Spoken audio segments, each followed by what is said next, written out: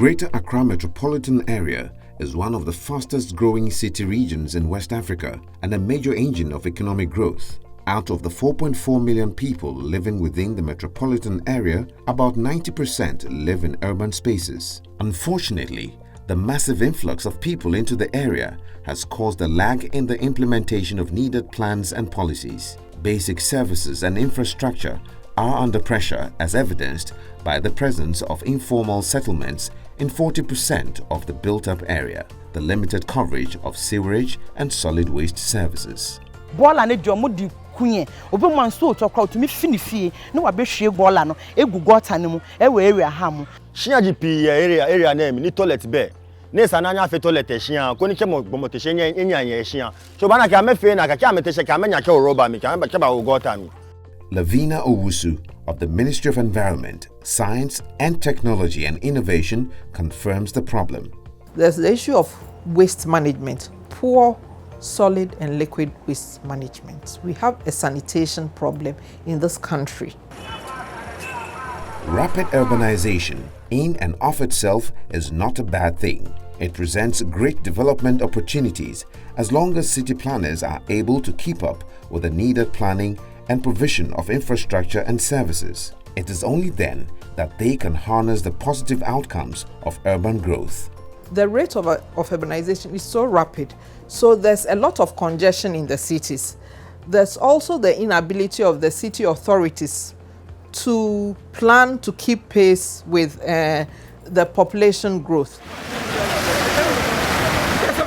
Flooding is a dominant shock in all MMDAs due to its frequent recurrence and heavy impact on lives and properties. Nsoluto minyanka mumu tembi wa ha se no be hu se na ha ne ye no anyi na yiri se river kese bi ewura nkrofo fie from top up to down ewura nkrofo fie. Over the years, what we have done is to respond to the shocks, the floods as they come. When it comes, as it happened in June 2015, it's a crisis. And everybody, all hands on deck, we tackle it, it stops, and we leave it. The floods of June 3rd, 2015 are still fresh in people's minds as a reminder that tragedy can take place unexpectedly. It was a real crisis. We realized that, no, we can't just do this one-stop thing and stop. We better look for a long-term solution to this because the frequency and intensity, as I said, have been increasing.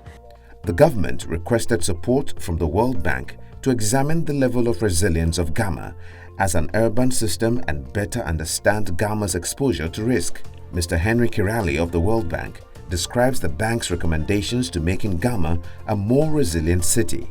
There are 4 areas of focus that this particular city strength diagnostic did. The first was to improve metropolitan integration, the planning and coordination between the various agencies. The second was to integrate urban flood control, the forecasting, and being able to model and know which areas will be affected the most. And then the third is to enhance the resilience of vulnerable communities themselves. And then finally, to be able to forecast future, what happens. If we can forecast the extent of rainfall that is coming, if we can forecast other types of disaster, then we can put in place a mechanism to manage these disasters. The government is keen to address the problem once and for all. One of the topmost priorities of this ministry is to ensure that we do not have rain-induced floods with attendant problems, destruction of property, and sometimes the death of individuals. A modern drainage system is at the heart of the solution. The drainage issue in the Greater Accra Region should be tackled with all seriousness. In fact, what we've been doing are just palliatives.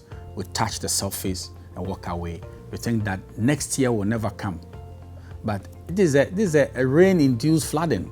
So if we are weather sensitive, we know that this problem, unless we tackle it from the roots and give a permanent engineering solution to it, this thing will be there forever.